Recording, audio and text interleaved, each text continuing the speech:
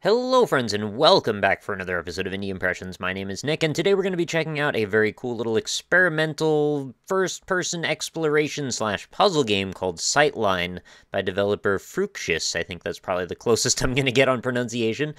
So let's have a little look around here before we get started, and if you'll pardon, this is, an early build of this game. It's not done yet, so there's a lot of things still yet to come, and this is actually designed with Oculus Rift in mind, and we are playing a non-Oculus build, so in case you were wondering, a lot of the things about this are sort of designed for, having that brick on your face, as people have been saying. So it's developed for the Oculus Rift and Indiecade VR Jam in 3 sleepless weeks, works with keyboard or Xbox 360 controller, optimized for use with Oculus Rift VR headset, powered by Unity 4, if you get stuck, look in the README, how to solve given puzzles. There's a little time and place thing. Okay, so basically, premise to this game, as we look around and experience the things around us, is that everything that we're seeing at the moment is going to be sort of relative, and things are going to be changing around and sort of moving beyond our perception. And a lot of that has to do with the way that the puzzles are formed. And there's not a lot to see yet, but the parts at the early part of the game are pretty freaking cool. So let's press spacebar and give it a shot.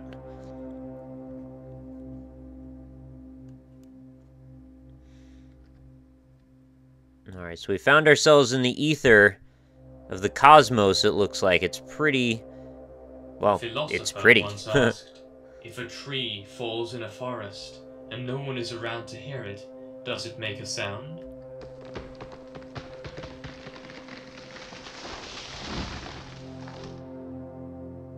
If there's a table in the kitchen and you look away from it, is it still there when you're not looking? Is it called, like, quantum superposition? Something like that? Oh, hello.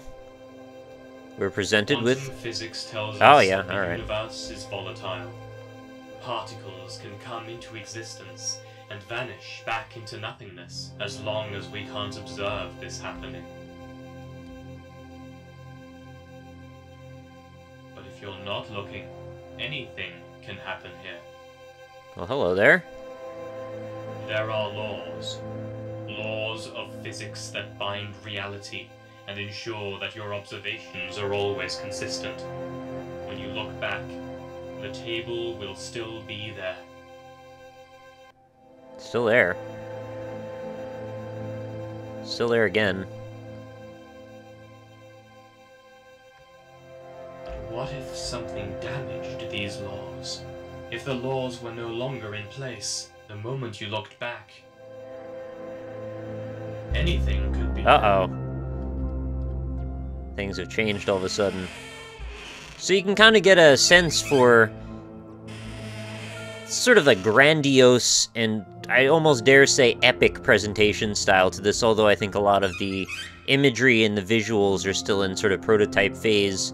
For example, little stuff like the bottom of the tree just doesn't have a texture on it, but it's all little stuff, like I said. That lens flare, maybe I've seen that a few times before. So let's walk through this door, which has a lovely gloss on it, by the way. A lot of things have really nice textural details to it, and you'll see a little bit more in a moment. How these laws are broken.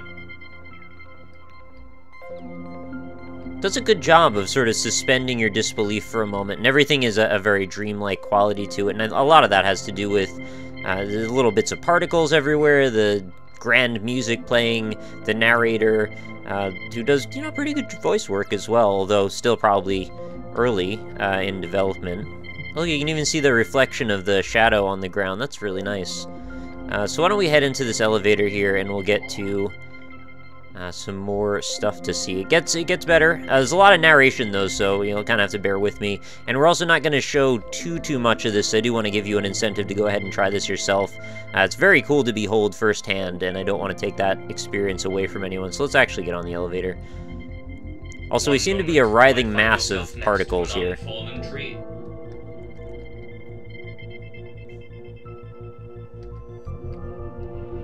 The next second, you're in a vast forest. Well, look at that.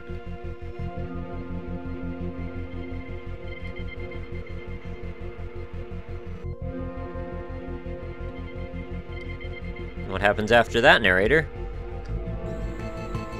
Or perhaps the word big would be more fitting here.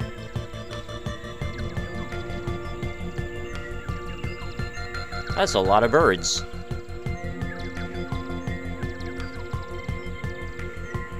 Very pretty and very uplifting, and I really like the use of color here. Observe the world around you closely. Look for anything that might help you proceed further. You know, as we started down at the very beginning of this experience, things were just very much kind of cosmic particles and such, and then we got into a little bit more concreteness, then a little bit more after that, and then we started to actually approach things that were, you know, relatively naturalistic. We went from one tree to many trees to now being up in, you know, some kind of weird mist-like treehouse, and looking down, there's actually, you know, a landscape and some things that we might recognize as having forms that maybe we would generally understand, although, you know, these mountains are a little bit much like, you know, standard modeled ground, as I've seen in very many other games. Not my favorite thing, but I'm sure, again, this would be smoothed out later on. There's a lot of birds, too, and the trees are doing some very strange shimmery things to them that I've seen trees do before. It's like, kind of have the simulated wind, but it seems to be acting in a very strange manner. Things are moving in a tight fashion. So you'll probably notice a whole bunch of shapes and objects laying around, but then there's this sound happening. Why is there a sound?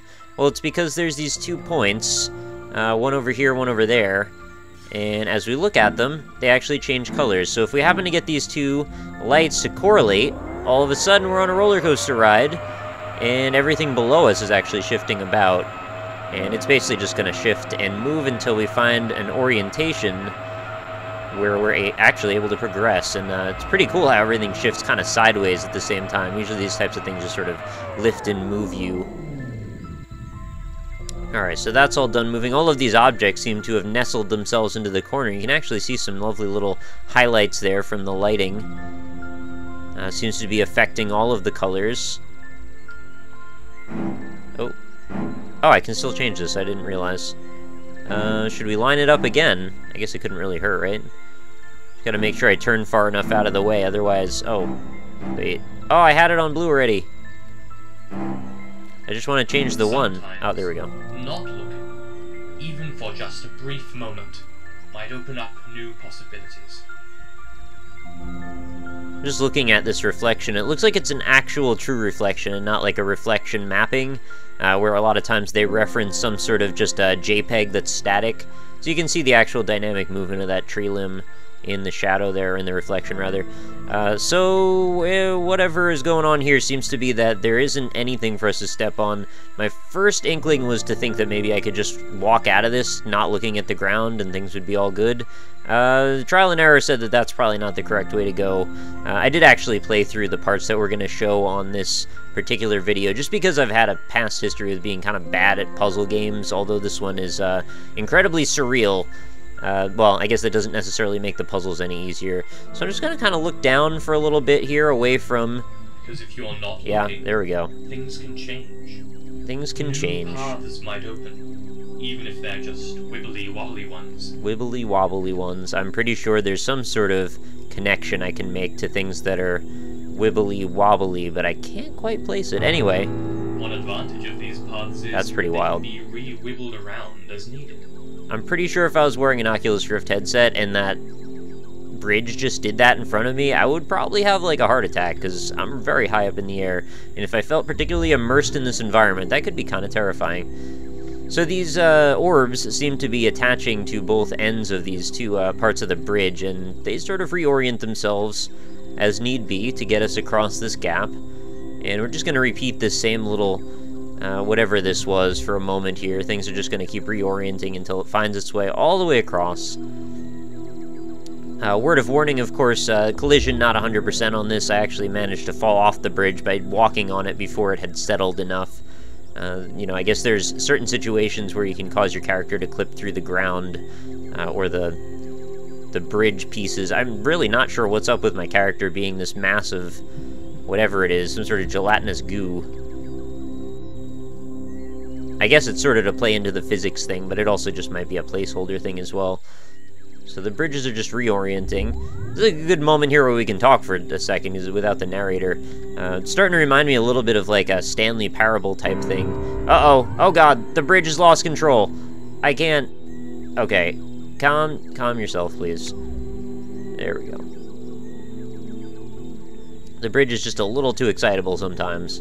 Alright, so we're gonna head over in this direction of this little floating island village and hope that maybe, just maybe, we can find our way over there without falling and plummeting to our death, because honestly, the death sound when you fall into this abyss is horrifying. It's like way worse than the one from Mirror's Edge, which has been my hallmark go-to example for really awful sounds of someone falling to their death, and I mean awful in the sense of grotesque, not like poorly constructed or something like that.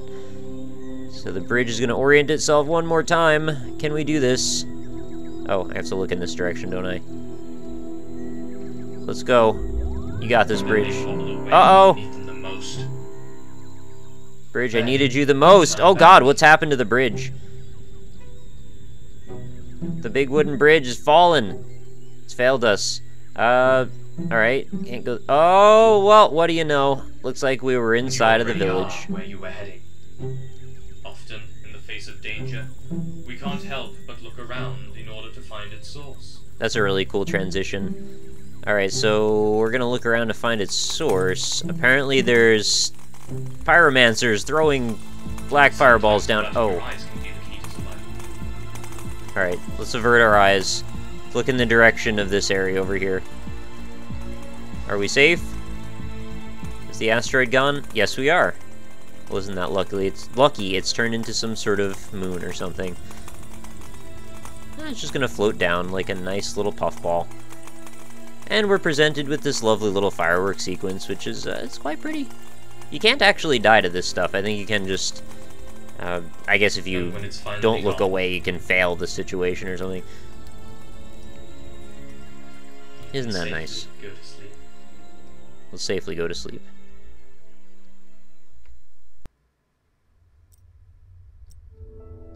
And that leads us to a transition to a new area. Everything is fleeting. Sometimes, interrupting your line of sight can make your goal disappear right in front of your nose. What is our goal anyway?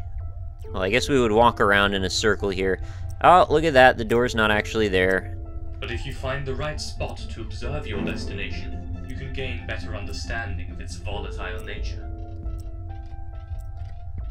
What about, like, here? You see anything through here? No. Oh, what do you know? Wrong side, sorry.